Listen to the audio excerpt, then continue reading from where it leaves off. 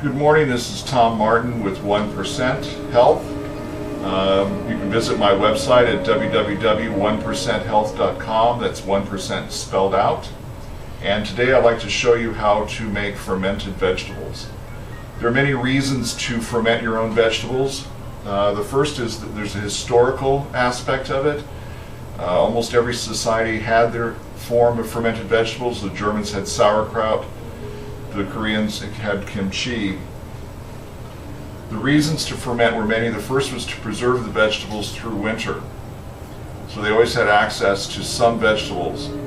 It's also very important, interestingly enough, to eat fermented vegetables anytime you eat pork, because pork is so similar to the human body and the enzymes and so forth. For some reason, eating the fermented vegetables at the same time helps your body separate the two, so that some of the aspects or processes of the pork don't get into your system.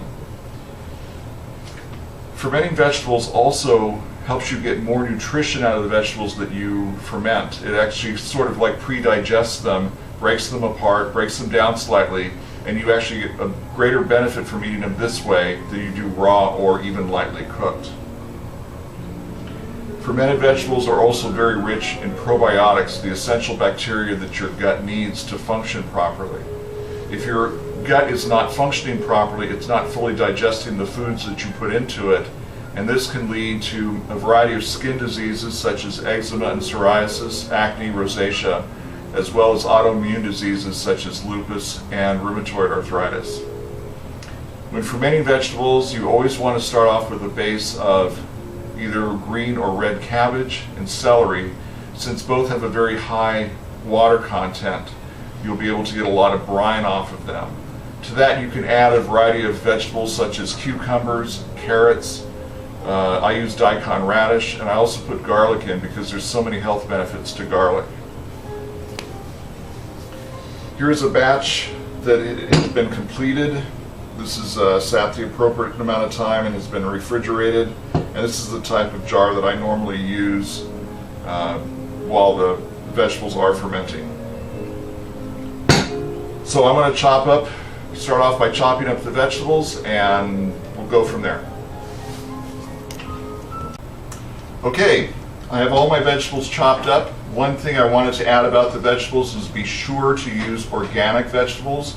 And the reason behind this is that non-organic are often sprayed with herbicides. So the herbicides in the fermentation would kill the bacteria, so you're defeating the whole purpose of doing this.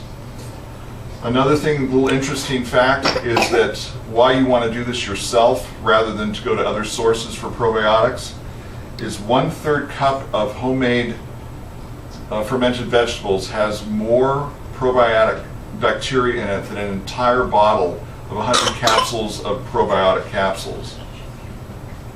I read an article this morning that seems to link in children the absence of probiotic bacteria in their gut, as well as the eating of gluten, that often can lead to type 1 diabetes. And, sorry. Oh, I'm reading the cue card. I have trouble reading it. Anyway, I've chopped the vegetables up small, and the reason for that is, especially in the cabbage and the celery, is so that we have a lot of surface area exposed. I'm now going to add salt. I use natural sea salt. Do not use Morton's or any store-bought. I do sprinkle about 3 generous tablespoons of the salt onto the vegetables. 3-ish. And then we want to just gently mix that around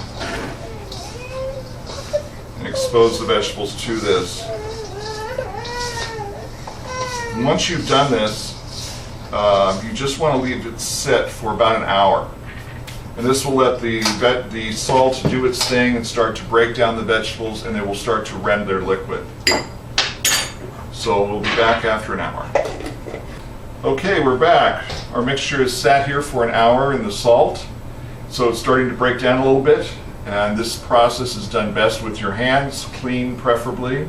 Is we're going to go in and we're going to start just squeezing the vegetables to again help rend out the liquid that's in there. While I'm here having a good time doing this, I'll show you a little bit. These are the jars that we're going to use. They're the kind with the lid and the little clasp. I've taken the lids off, which I'll show you why in a bit. And the next thing I want to show you is it's good to have is like a stomper. And here's mine. This is custom made for me by my uncle. If you're interested in one, I'm sure he'll make you one too. Just contact me. Very helpful in making fermented vegetables. So that's pretty good. Got a nice little pool of liquid at the bottom of the bowl. So now we'll start packing them in to the jars. So get some in there, get our stomper here.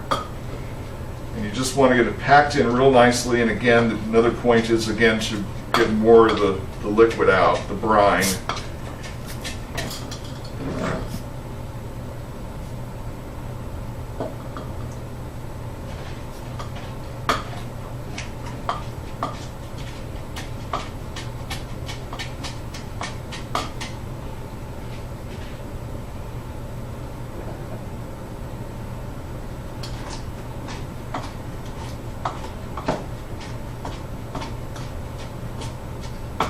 Ideally, you want the brine to be higher than the vegetables.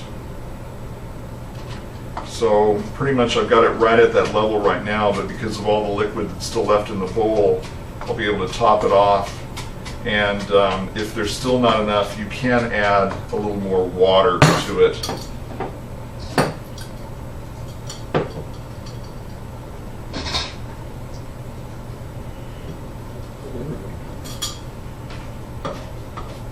Now to start the fermentation, this will happen naturally, but to kind of move it along and turn it into lacto-fermentation, I'm going to use whey. Now I also make my own yogurt, and so I always have plenty of whey floating at the top of my yogurt. What you can do is, even with store-bought, you can take it and place them in a paper towel or a coffee filter and set it over a glass or a mug, and the liquid that drips through the filter is whey. And you don't need to add a lot, just 1 or 2 tablespoons per jar, and that will cause fermentation to begin. Down to the dregs here.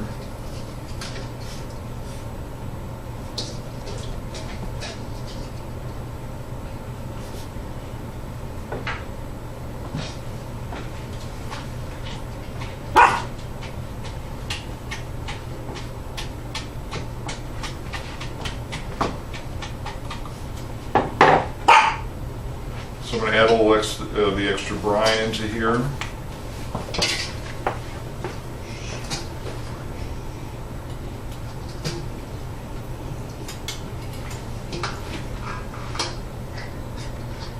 Make it nice and wet and juicy. And this is my whey. What I did was I took a coffee filter, put some yogurt in it, just put a rubber band around the cup and let it sit. So I'm just going to add a couple tablespoons to each jar. You don't really have to mix it in. We'll just start the fermentation process on its own. It's good when you're fermenting to let it breathe a little bit. So instead of putting the lids back on, I'm going to use a paper towel and secure it with a rubber band. And you want this to be in a fairly warm environment, like 76 degrees or more. So if it's winter in your home and you're in a colder region, one place that you can keep it that it maintains a fairly good temperature is in your oven with the light on. Of course, it's going to take up your oven space, but it's better than trying to find other spots. I'm not using a big enough paper towel here. Anyway, you want these to sit for about a week. And at that time, you can remove the paper towel and the rubber band, put your lids back on, refrigerate it, and then you have your own fermented vegetables to eat. Try to get a 1/4 to 1/3 cup into your system every day. You'll find that you have more the benefits are so great. I ask you to, if you want to read more about it, to get my book. Just Do This One Thing, A Guide to Chronic Good Health. I have a whole section on just gut health, making fermented vegetables. It has my recipe, the vegetables that I use, as well as other things that you can do to become healthier. Thank you.